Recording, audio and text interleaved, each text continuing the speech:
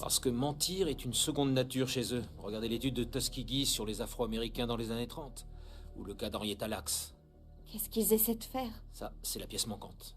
Mais la réponse est toute trouvée. Ce gouvernement qui cache, qui stocke même la technologie extraterrestre depuis 70 ans, aux dépens de la vie humaine et de l'avenir de la planète, est poussé non seulement par la cupidité industrielle, mais aussi par un objectif plus noir. La prise de contrôle de l'Amérique. Puis du reste du monde. Par tous les moyens nécessaires, aussi violents, aussi cruels ou aussi expéditifs soient-ils. Comme de fortes sécheresses, provoquées par des guerres climatiques, menées secrètement à l'aide de polluants aériens et d'ondes électromagnétiques de haute fréquence.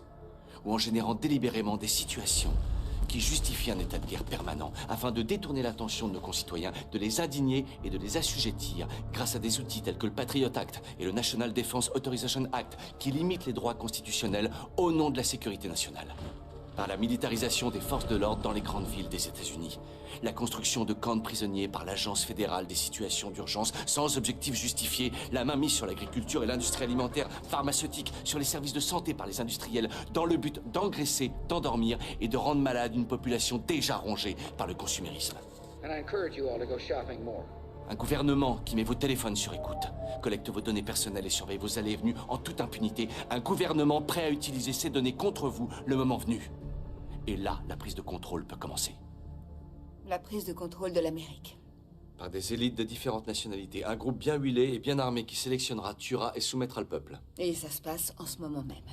Ça se passe tout autour de nous. C'est le calme avant la tempête. Ça commencera sans doute juste avant le week-end. Les banques annonceront une fermeture temporaire de leur système informatique pour raison de sécurité. La monnaie numérique disparaîtra. Ils peuvent nous voler notre argent? S'en suivra une détonation de bombes à impulsion électromagnétique qui coupera les principaux réseaux électriques. On croira à un attentat contre l'Amérique par des terroristes ou la Russie.